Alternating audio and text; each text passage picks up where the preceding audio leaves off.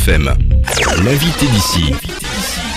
Patrick Prost, secrétaire général de la CFDT dans le département des Hautes-Alpes, syndicat au cœur des grands débats de société, des grands débats nationaux en ce moment et départementaux également, évidemment, avec en premier lieu ce sujet de l'emploi, cette dégradation, j'allais dire continue, en tout cas sur notre territoire, même si alors il y a quelques lueurs d'éclaircie à échelle nationale. Quel est votre regard sur cette situation ?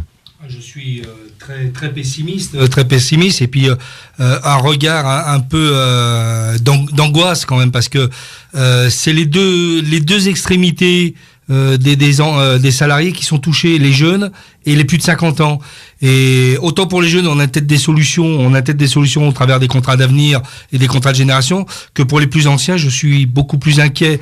Et c'est vrai que il faut absolument que les entreprises des Hautes-Alpes, mais au-delà, on ait une réflexion justement sur ces emplois, sur le maintenir les emplois pour ces générations cinquantenaires, avec les emplois des jeunes. Je pense qu'on peut arriver à trouver des solutions avec les salariés, avec les organisations syndicales, pour permettre à ces contrats de génération de prendre pleinement leur place. Alors, il y a deux niveaux, si je puis dire. Il y a d'abord au niveau national, avec ce gouvernement qui cherche à positiver la situation, en disant allez, que la courbe va s'inverser, en disant que les choses vont s'arranger. Est-ce que d'abord vous êtes plutôt en adhésion avec cette vision qui cherche à être un peu positive en la matière ?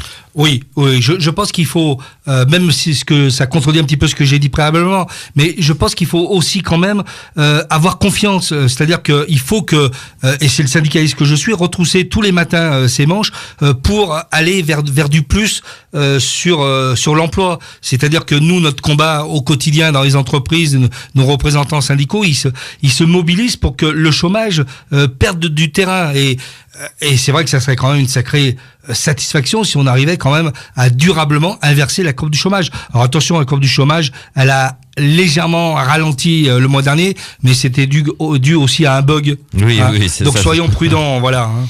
Alors deuxième partie, évidemment, c'est la partie plus locale, ce même sujet, mais à échelle du département des Hautes-Alpes, on va dire des Alpes du Sud. On s'était pas habitué à voir des chiffres de chômage aussi importants. Ils sont quasiment historiques, tristement historiques dans notre territoire, avec un particularisme, c'est que les patrons le disent aussi. Jusque-là, on parlait de cycle. Là, on n'est pas vraiment dans une logique de cycle, puisqu'on voit pas d'éclaircie. Moi, je crains que ça soit quand même quelque chose de structurel, parce que on a perdu un certain nombre d'emplois et d'entreprises, en particulier dans l'industrie.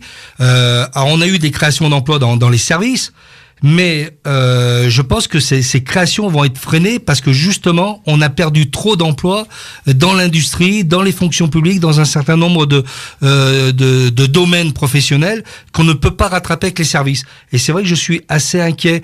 Je vois par exemple EDF, France Télécom, un certain nombre d'entreprises, mais aussi dans le privé, qui ferment les unes après les autres, et qui pour récupérer ça, c'est très très dur. Et moi j'entendais un certain nombre de remarques par rapport les conseils généraux. C'est vrai que les départements ruraux, on est vraiment au cœur des difficultés, et je le dis avec mes tripes, mais on va s'en ramasser plein la figure. Mmh. Avec ce constat, j'allais dire d'échec que vous évoquiez, ces tentatives de tenir à bout de bras ces quelques entreprises industrielles de la région, la Roche de Rame, Thermolacalpe, c'est ça, etc. Malgré tous les efforts finalement louables de tout le monde, on sent bien qu'il est quasiment impossible de conserver ce type d'activité. C'est difficile. Alors c'est vrai que je veux pas aller, parce que c'est pas non plus la CFDT, on veut pas aller non plus dans l'échec, mais c'est vrai que moi, avec mes collègues CFDT, Marc Thévenin, Claude Donnet et moi-même, on essaie de se bouger sur Thermalu, sur le parc régional du Queyras, pour maintenir. Mais c'est vrai qu'on est sur la défensive, on est là sur le maintien de l'emploi. Alors on essaie de trouver des solutions. Par exemple, Thermalu, moi je salue les salariés qui essaient de se battre non pas pour maintenir l'emploi, mais développer l'emploi. Et ils essayent même de réfléchir, d'aller sur une scope. Et je pense qu'il faut que les pouvoirs publics, les parlementaires, ils aillent aussi au-delà des syndicalistes que nous sommes. Il faut qu'ils aient un regard là-dessus pour donner cette chance. Mais donner cette chance, c'est permettre aussi au département rural et de montagne que nous sommes d'avoir aussi des débouchés, et que les recentralisations, les relocalisations, elles ne se fassent pas toujours sur les bassins d'emploi tels que Marseille, Avignon ou Nice. Alors, vous évoquez la nécessité de réfléchir, de trouver une voie de sortie, j'allais dire, aux difficultés économiques et donc du marché du travail des Alpes du Sud. C'est ce que disent aussi les patrons. Hein. Oui. Sur ce point-là, tout le monde dit qu'il va falloir faire quelque chose, retrousser les manches. Bizarrement, vous parlez peu. Alors, c'est une impression d'observateur, c'est notre rôle extérieur. Est-ce que c'est vraiment le cas? Est-ce que vous souhaitez qu'il y ait une autre méthode de mise en œuvre? Je pense il peut y avoir deux réponses. D'abord, on se parle. On se parle, alors ça se voit pas, on n'est peut-être pas assez communicatif là-dessus. On se parle au travers de la commission paritaire interprofessionnelle départementale, l'une des rares qui existe en France, et elle fonctionne. Donc on communique peut-être mal, mais on travaille beaucoup. Alors c'est vrai qu'on travaille beaucoup sur les saisonniers. On travaille sur la formation des saisonniers, entre autres, sur la santé des saisonniers, et c'est vrai que sur le logement des saisonniers aussi, puisque on est en train d'essayer de voir un peu si on peut pas faire un accord pour le logement des saisonniers. Donc il y a des choses qui se font. Après, la deuxième partie de la réponse, c'est de dire oui, sur d'autres domaines il faudrait peut-être qu'on se voie peut-être un peu plus avec les employeurs. Et nous, la CFDT, on est prêt, on n'a pas peur de la confrontation qu'on pourrait avoir avec les organisations patronales. Encore faut-il aussi que le législateur le permette. Et il y a un certain nombre de lois, de recommandations où on a tendance à oublier les partenaires sociaux, dont les organisations de salariés. Et c'est vrai que, par exemple, sur les contrats de génération, ça se discute dans les entreprises. Pourquoi on n'aurait pas une discussion au niveau départemental avec la préfecture, les parlementaires et le monde de l'entreprise? Alors parmi les points délicats dans le département, il y a les difficultés du bâtiment et des travaux publics. À défaut de chantier ici, les entreprises se battent pour trouver des chantiers et des commandes ailleurs, comme plutôt dans le sud de la France. Et on sent bien qu'elles serrent les boulons et que les plus belles d'entre elles et les plus performantes, parce que ça n'enlève pas leur performance, sont même en situation de procédure, de début de procédure de difficulté, c'est-à-dire en sauvegarde, comme l'entreprise Peller à Gap. Ça, c'est le premier point chaud. Et le deuxième point chaud, ce sont les stations de sport d'hiver. Beaucoup de gens s'interrogent comment on va se sortir de certaines impasses ou difficultés liées, par exemple, à résoudre à des opérateurs privés ou à de la méthode, comme dans le Champsor, le Kera, etc., pour les petites stations. Comment vous observez ces deux points chauds? Alors, d'abord, c'est deux choses différentes, hein, le Champsor et Risoul. Risoul, je pense qu'on est dans un système qui est pas normal. J'en dirai pas plus, mais un système qui n'est pas normal et que la CFDT ne partage pas. Voilà. C'est un système qui a été construit pour permettre à des entreprises d'être en faillite. Et ça, c'est anormal, c'est injuste. Voilà.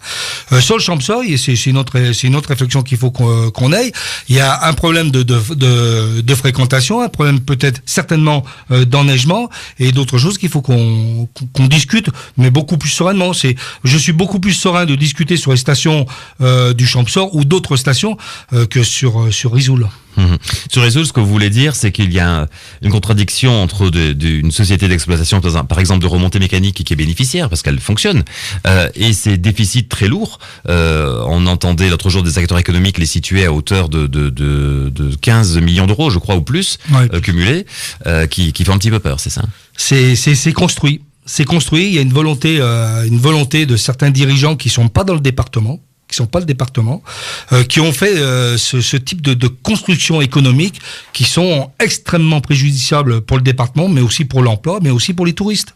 Et là-dessus, alors, je suis très réservé parce que je pourrais avoir des mots beaucoup plus durs, mais je suis réservé parce qu'il y a quand même des salariés. Et Risoul, je souhaite que Risoul, la commune et que les salariés, que la station s'en sortent. Mais c'est vrai qu'il y a eu quelque chose de construit qui n'est pas normal et que derrière, c'est quand même le Conseil général et certainement derrière nos impôts qui vont permettre peut-être, et nous on le souhaite aussi, sauver Risoul, mais partons sur des choses, le bon sens, revenons à du bon sens. Alors parmi les sujets qui font parler ces derniers temps, il y a ce sujet de l'ouverture des grands magasins le dimanche. Oui. Alors à Paris, ça fait les choux gras des journaux, des chaînes de télévision et des radios. Bon, ici le sujet est moins sensible, bien que la question se pose par principe, j'imagine, pour vous. Oui, elle se pose. Alors, pour répondre très simplement, la CFDT, le slogan, c'est ni généralisation, ni banalisation. Donc, ça veut dire que la CFDT, on est dans une démarche de discussion, de réflexion. Mais, ne nous trompons pas de débat non plus. Est-ce que c'est vraiment une réponse aux consommateurs, l'ouverture des magasins le dimanche? Je suis très, très, très réservé et dubitatif là-dessus. On a la situation particulière de Gap, qui est un pôle commercial important, où certaines enseignes ouvrent le dimanche pour l'instant.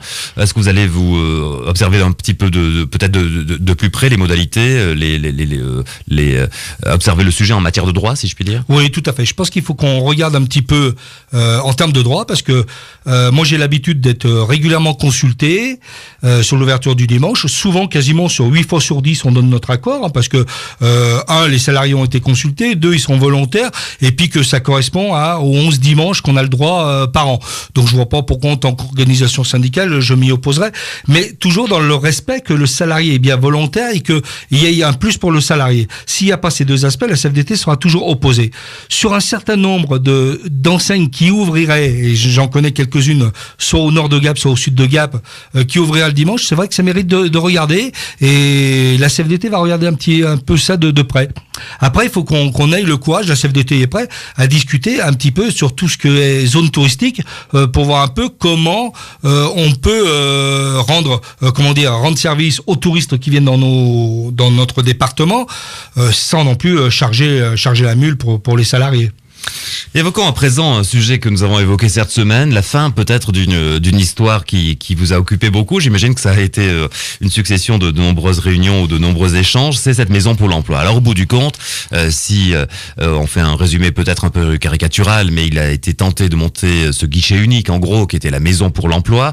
Des sommes inconséquentes d'argent public ont été investies. On parle de 3 millions d'euros. Pour rien. Alors c'est peut-être un peu facile, mais pour presque rien, puisque finalement c'est pas la bonne idée en tout cas pour le territoire ou par rapport à ceux qui l'ont porté, et elle va finalement s'arrêter. Oui, je pense que c'est pas un scoop. Il va y avoir encore une réunion le 18, donc la semaine prochaine là-dessus. Moi, je suis très triste, parce que nous, dès la mise en place de la Maison pour l'Emploi, on était au conseil d'administration et au bureau même, au nom des organisations syndicales. On était au bureau de cette Maison pour l'Emploi. Moi, je suis très déçu parce que dans la situation qu'on a, difficile de comprendre qu'on supprime la Maison pour l'Emploi. Alors on dit oui, la Maison pour l'Emploi n'a pas créé d'emploi, mais c'était pas sa vocation. Sa vocation, c'était de mettre des synergies pour aller sur la création d'emplois, mais c'était pas elle qui devait créer des emplois. Et plutôt bien, je pense qu'elle l'a fait au travers des relais de services publics, au travers des Comcom, elle l'a fait, mais voilà, aujourd'hui il y a un financeur qui est le Conseil général, qui a voulu se retirer. Donc moi je respecte la démocratie puisque ça a été voté, mais je pense que c'est une erreur, une grosse erreur, d'avoir voulu supprimer cette maison pour l'emploi. Maison pour l'emploi quand même, que je dis au passage quand même, qui a été à l'initiative d'un gouvernement de droite, et que c'est un conseil général de droite qui la supprime. C'est un peu fort. Mais est-ce qu'au bout du compte, pour autant, là, si j'ai bonne mémoire, lorsque la majorité du conseil général explique que ça coûte très cher et qu'il faudrait quand même qu'il y ait des résultats, j'allais dire, concrets, même si c'est pas exactement la vocation. Est-ce que c'est pas intelligible, ça, ce type d'argument, en disant, est-ce qu'on peut se permettre d'avoir des structures d'organisation qui sont pas directement, qui sont pas pragmatiques, si je puis prendre ce terme-là? Non, parce que le conseil général avait quand même son mot à dire là-dedans. Et je pense qu'il a laissé filer. Et je pense que le fait de les laisser filer, la Maison pour l'Emploi s'est retrouvée dans une situation qu'on connaît aujourd'hui. Et quand on dit que ça coûte cher, moi je vais dire une chose, pour l'emploi, je pense qu'il faut pas qu'on regarde la dépense pour l'emploi. Faut pas la regarder. Et quand le Conseil général met de l'argent, il faut savoir que l'État met de l'argent aussi. Et que moi, ce qu'on aurait souhaité, nous, à la CFDT, sur la Maison pour l'Emploi, c'est qu'on attende les décisions qui vont être prises au niveau national, qui devraient arriver aux alentours de février-mars 2014, sur la pérennité des maisons pour l'emploi. Le Conseil général a brusqué les décisions ou les orientations à venir, et je trouve que c'est dommage. Alors hier nous recevions, en fait nous étions à Briançon depuis le relais d'Alsace avec le maire de Briançon, Gérard Fromm. Nous avons fait un peu le tour des sujets de la commune, et comme la tradition le veut, il vous a posé une question. Moi, ce que je voudrais lui dire, est-ce qu'il va soutenir le projet que j'ai déposé entre les mains de Madame Duflot, qui consiste à dire Briançon, la plus haute ville d'Europe, une des plus froides de France, aidez-nous à faire de l'isolation thermique sur les HLM à Briançon. Alors voilà un sujet que vous connaissez pas forcément dans le détail, mais bon. Je connais pas dans le détail, mais je peux être que solidaire. Je veux dire une chose. En plus, moi, je suis très impliqué dans le logement et dans le logement social. Et je vais dire, oui, je peux être que solidaire là-dessus. Et en même temps, il faut qu'on est conscient que nos parlementaires, en même temps, d'une manière indirecte, au travers d'un certain nombre de lois qui concernent donc le thermique, excluent les zones C, voire les zones B dans le logement. Et je pense que c'est là peut-être aussi qu'il faut peut-être qu'on redonne du sens à tout ça. Donc aujourd'hui, c'est vrai que dans le logement, il y a beaucoup d'aides qui vont être débloqués. La loi Allure est là, mais sont essentiellement concernés les gros bassins d'emploi, et que les zones comme les Hautes-Alpes et en particulier Briançon risquent d'être délaissées. Moi, je vais retrousser les manches. Je suis membre du comité régional de l'habitat. Je vais essayer de voir un peu ce que je peux faire. La première chose, j'ai fait quelque chose. Enfin, oui, je pense que j'ai fait en tant que membre du CRH, comité régional de l'habitat. J'ai permis, avec l'aide bien sûr de la communauté de Gap, j'ai permis à la ville de Gap d'être classée en zone B2. Ça peut permettre à la ville de Gap d'avoir des aides au travers des nouvelles lois. Je crois que ça, c'est important. Alors, autre tradition de ce rendez-vous de la mi-journée, on propose à chacun de nos invités de se regarder dans le miroir et de dire ce qu'il y voit, très spontanément, d'une manière forcément improvisée. Une barbe pas tellement bien taillée. Voilà, après, moi je peux me regarder dans une glace, je pense que une grande majorité de citoyens ou de responsables politiques ou syndicaux peuvent se regarder dans une glace. Là-dessus, voilà, il n'y a aucun problème. Voilà, bon, je trouve que j'ai la barbe un petit peu mal taillée. Voilà une bonne réponse qui restera. Alors, dernier point, et c'est aussi une habitude, la question à l'invité qui sera là lundi. Alors, lundi, on recevra beaucoup de sportifs, comme chaque lundi midi, ce sera le forum des sports d'ici. Et notre invité sera Claude Vial, le maire de la commune de La Sols, que vous connaissez forcément. Quelle question peut vous venir à l'esprit? Sur les salariés agricoles. Je voudrais savoir un petit peu, il y a pas mal de salariés agricoles, je voudrais avoir sa perception sur cet emploi-là et sur le logement. Merci Patrick Prost d'avoir été avec nous. L'invité d'ici.